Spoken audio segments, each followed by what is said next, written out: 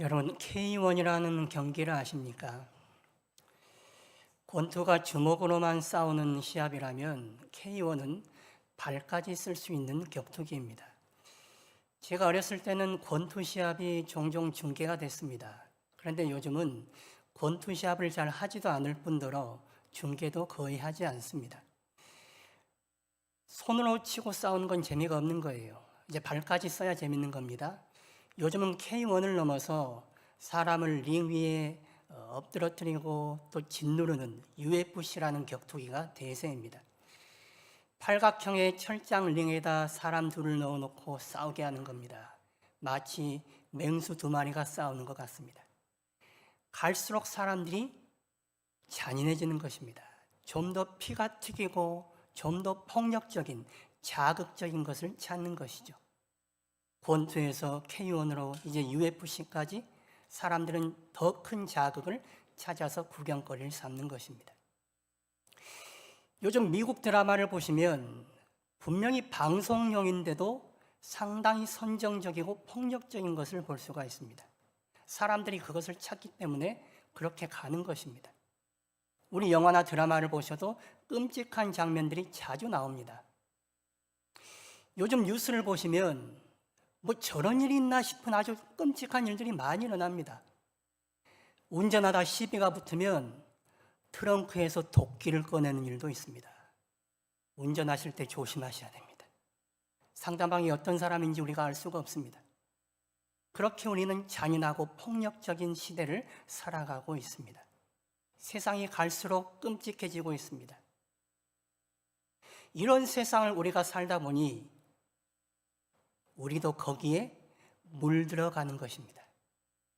좀 더 자극적이게 되는 거예요. 더 폭력적이게 됩니다. 더 잔인해집니다. 더 악해질 수 있습니다. 여러분은 하나님께 더 많은 영향을 받고 사십니까? 아니면 세상에 더 많은 영향을 받고 사십니까?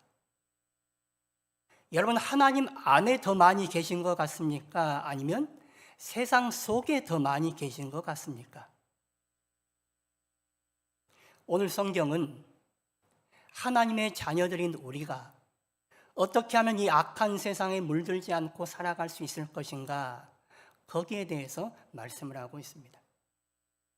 우리가 지난 시간에 예수 믿는 사람은 이제 옛사람을 벗어버리고 새사람을 입어야 한다는 말씀을 살펴봤습니다. 에베소서는 4장 17절부터 5장 20절까지 옛사람과 새사람을 비교해서 말씀하고 있습니다.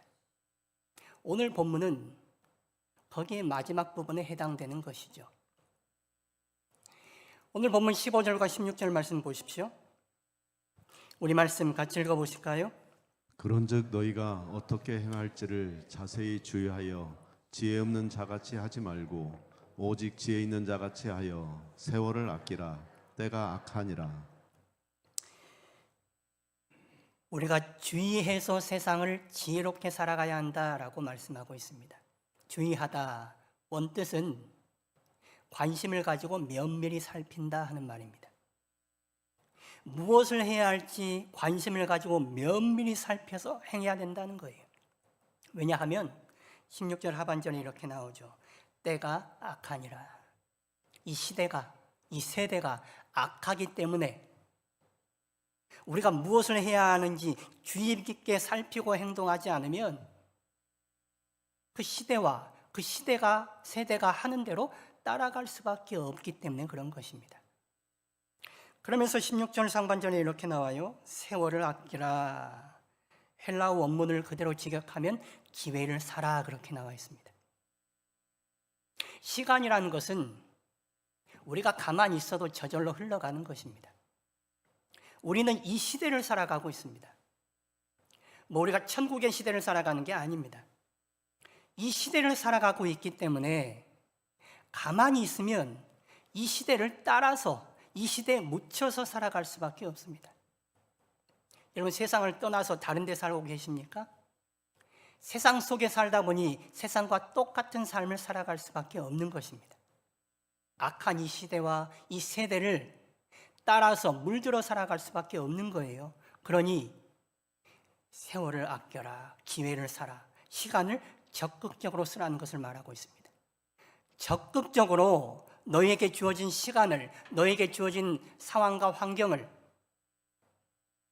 지혜 있는 자가 되어 무엇을 행할지 주의 깊게 살피면서 행동하고 살아야 된다라고 말씀하는 것이죠.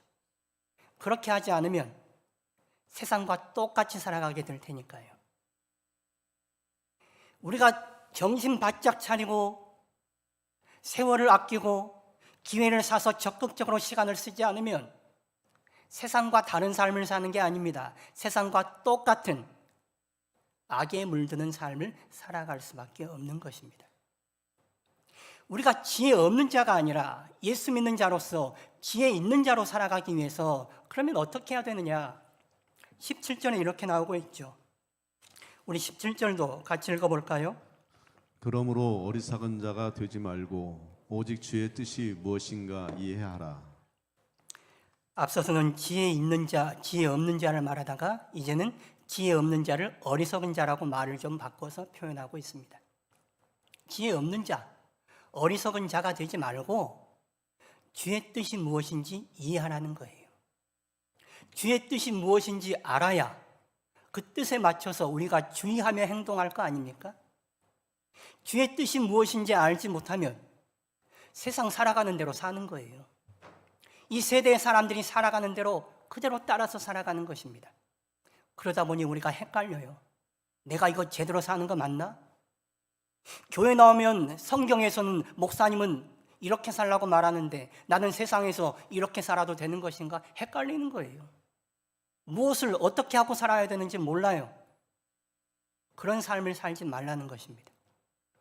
이 악한 시대와 세대에 물들지 않고 주의 자녀로 살아가기 위해서는 주의 뜻이 무엇인지 이해해야 됩니다. 그 주의 뜻을 중심으로 삼아놓고 이제 우리가 무엇을 행동해야 될지 주의하면서 살아가는 거예요. 그래야 악한 시대와 이 세대를 따라서 악하게 물들어 살아가지 않을 수가 있기 때문에 그런 것이죠. 우리는 예수님을 믿어 옛사람이 아니라 새사람으로 살아가게 되었습니다. 새사람으로 살아가는 삶은 세상에 속한 자의 삶이 아닙니다. 우리가 앞서 살펴보셨잖아요. 세상에 속한 자는 이방인의 삶입니다. 옛사람의 모습입니다. 그 옛사람의 모습은 갈수록 더 악해질 것입니다. 그 악한 옛사람의 모습을 우리 안에서 살아가는 것이 아니라 우리는 그 옛사람을 벗어버리고 새사람을 옷 입고 살아가야 하는 사람들입니다. 그 새사람으로 살아가기 위해 우리는 주의 뜻이 무엇인지 이해하셔야 됩니다. 그리고 그 주의 말씀, 주의 뜻에 비추어 내가 무엇을 행해야 할지 주의하면서 살아가셔야 합니다. 우리에게 주님의 뜻을 가르쳐주고 깨닫게 하시는 분, 그래서 주님의 뜻과 말씀을 따라 살게 하시는 분, 그분이 바로 성령님이시죠. 그래서 오늘 18절에서 이렇게 말씀하는 겁니다. 우리 18절 말씀 같이 읽어보실까요? 술 취하지 말라. 이는 방탕한 것이니 오직 성령으로 충만함을 받으라. 술 취하지 말고 오직 성령으로 충만함을 받으라 말씀하고 있습니다. 술이라는 것은 좁게 생각하면 소주나 맥주 같은 알코올을 가리키는 말이죠. 그런 것에 취하지 말라는 거예요. 술을 넓게 생각하면 우리를 취하게 하고 방탕하게 만드는 세상의 모든 것을 가리키는 것입니다. 이 술에 취하게 되면 우리가 주의 뜻을 잊어버려요. 중심이 흔들려요. 그래서 무엇을 행해야 할지 주의할 수 없어요. 그저 세상이 가는 대로 따라 행할 수밖에 없는 것이죠. 그래서 술 취하지 말라는 거예요.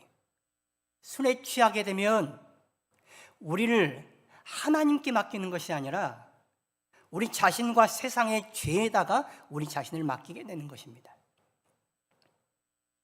술에 취하면 사람이 혼미해집니다.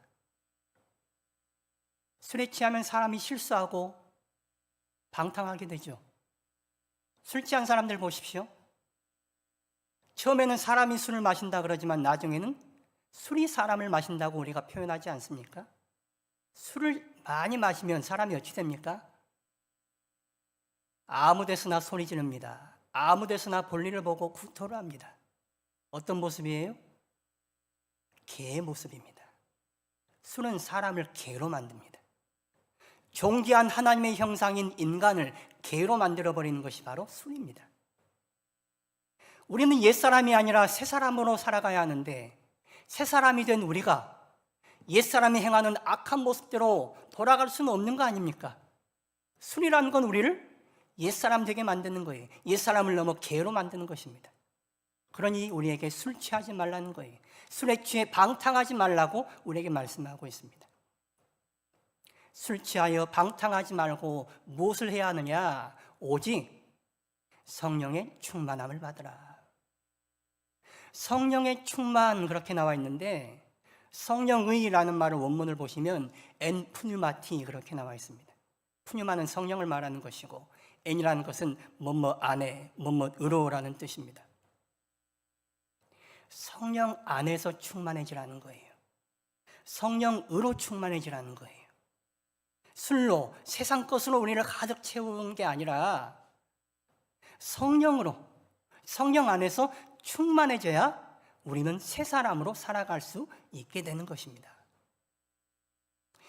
예수님은 우리에게 우리가 예수 잘 믿고 살도록 하기 위해서, 예수님이 원하시는 삶을 살아가도록 하기 위해서 성령님을 보내주셨습니다. 성령님은 우리에게 가르쳐 주시는 분이에요. 뭘 가르쳐 주시느냐? 예수님의 뜻과 예수님의 말씀을 가르쳐 주는 분이세요. 그래서 우리가 잘못된 길로 가지 않게 만드시는 거예요. 이 성령이 아니면 우리는 세상 속에서 헷갈리며 살아갈 거예요. 그러나 성령님이 우리에게 주의 뜻과 주의 말씀을 이해하게 하시고 가르쳐 주시니 그 성령의 가르침을 따라 우리가 무엇을 행해야 할지 주의하여 행할 수가 있게 되는 것입니다.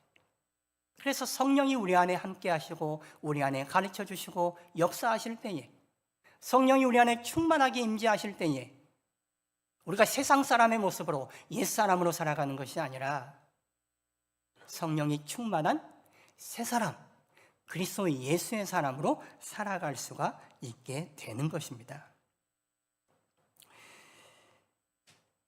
어머니가 아이들을 위해서 음식을 장만하죠. 몸에 좋은 걸로 가급적 건강할 수 있도록 이것저것 신경 써서 음식을 장만합니다.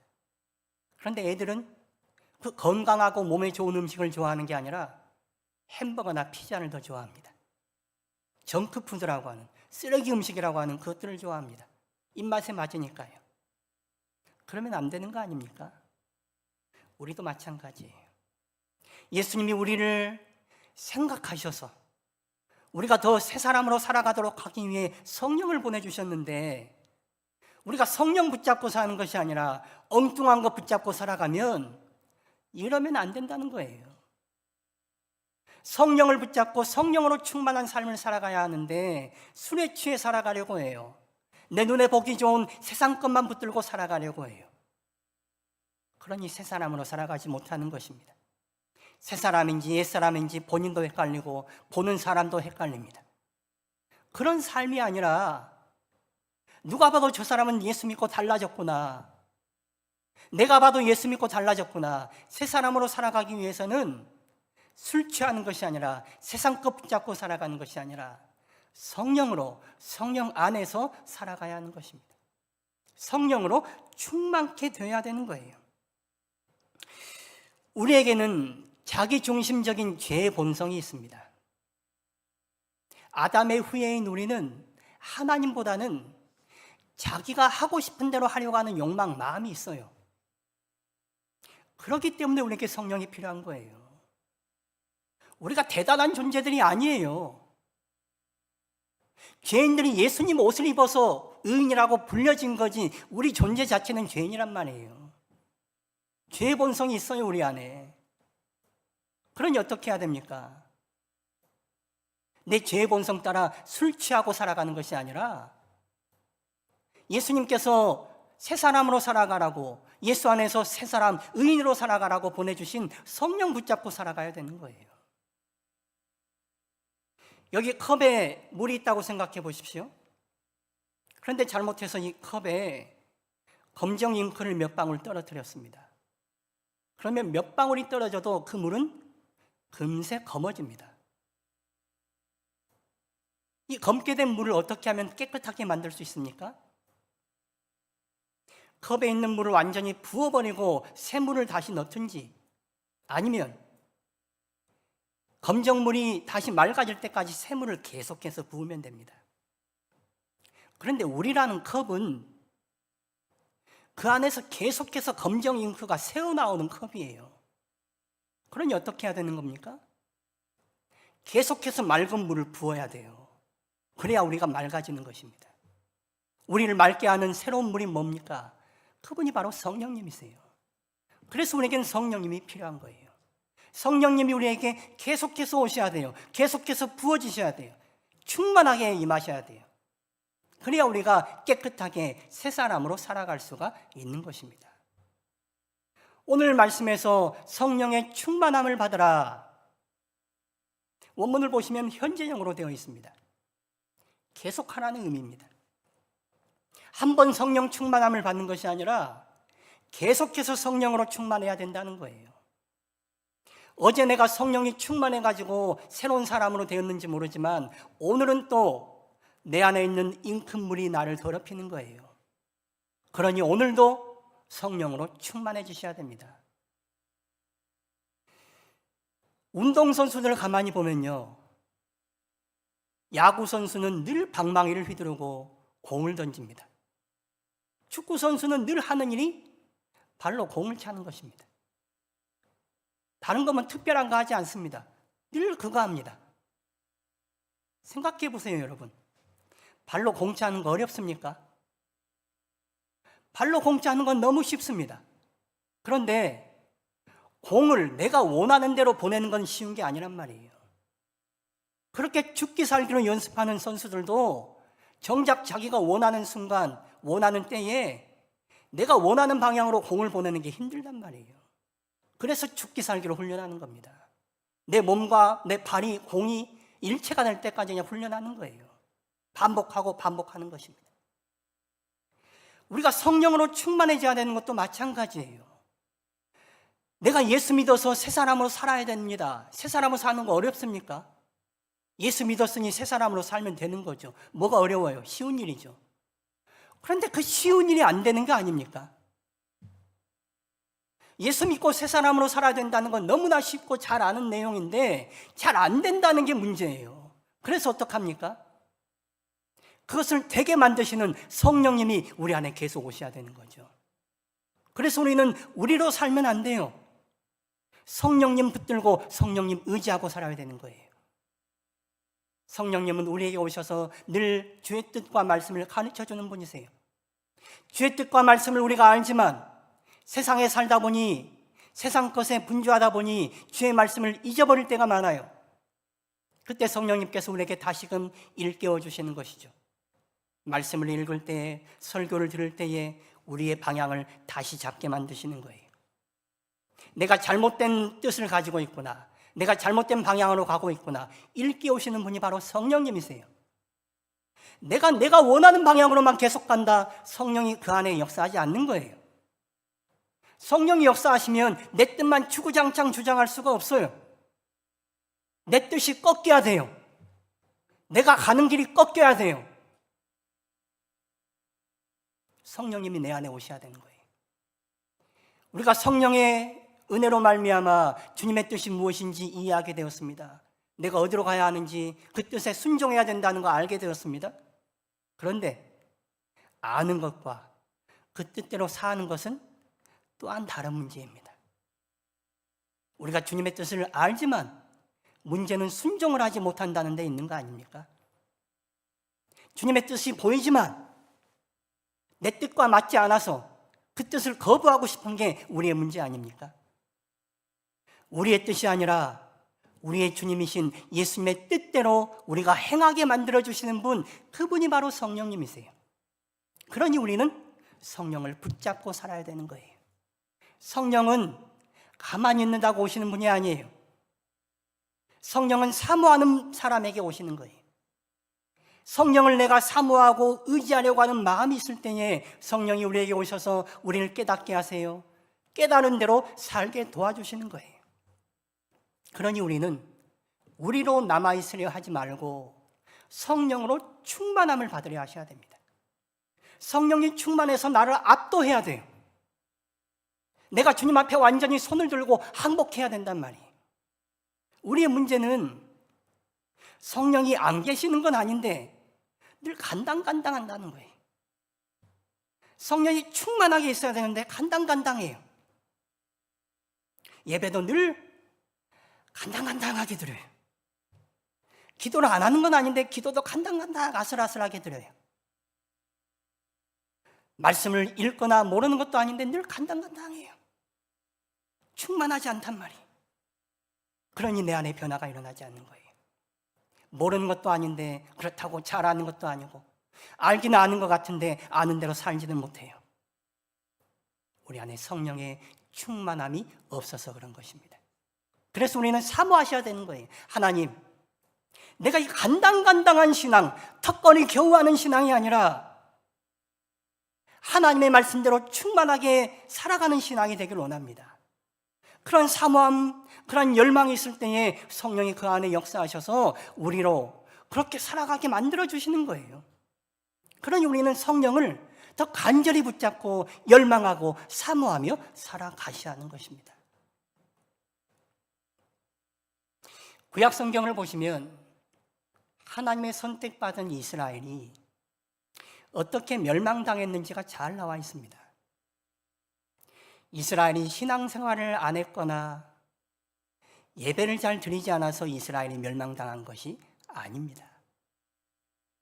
사람들은 흔히 생각해요.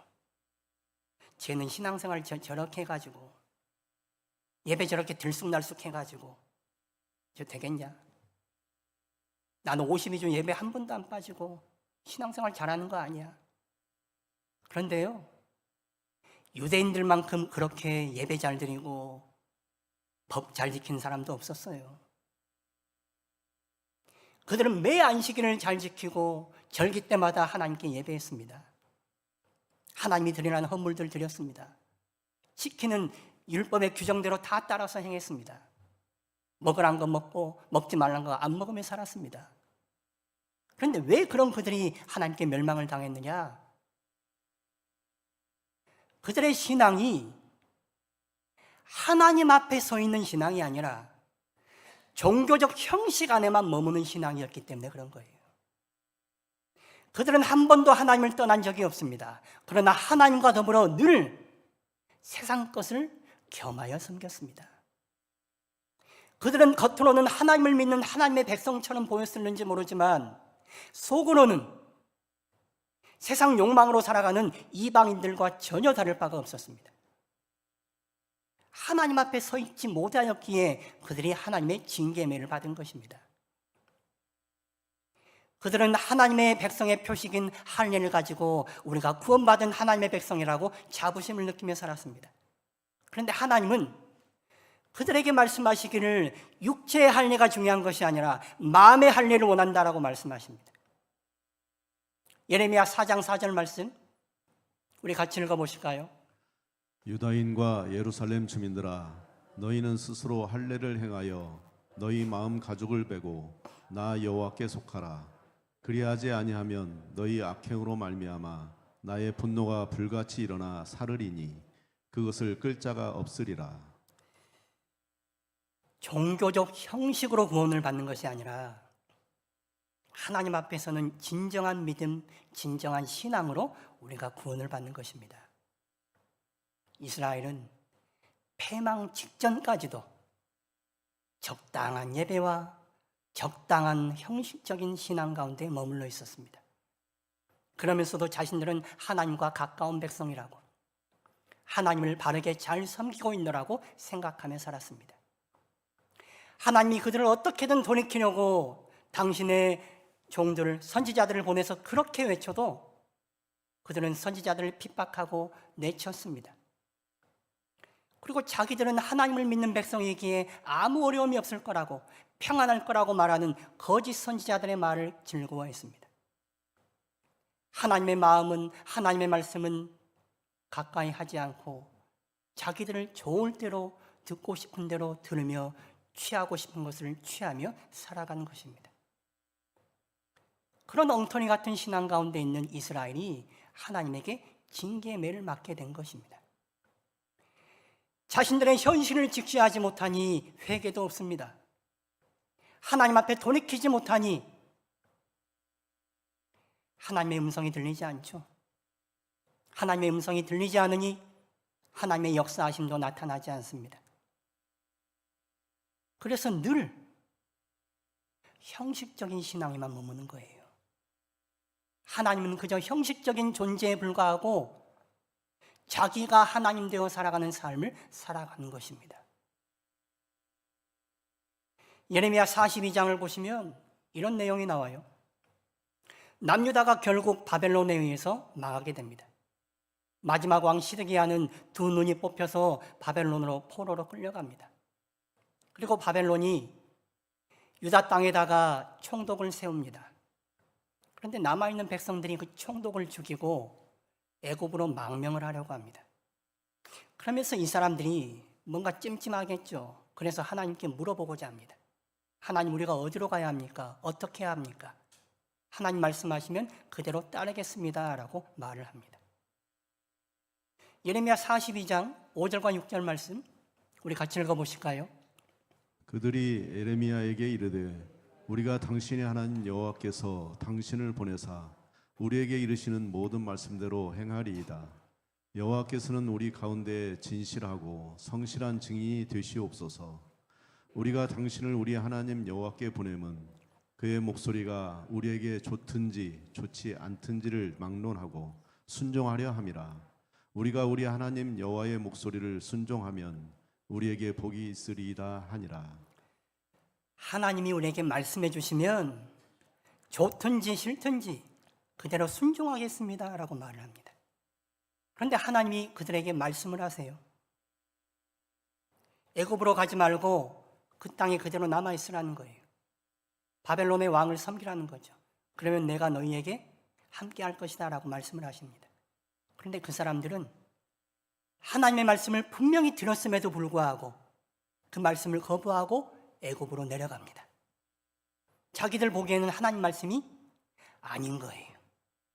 자기들 판단에는 하나님 말씀대로 하면 죽을 것 같아요. 그래서 애굽으로 도망친 것입니다.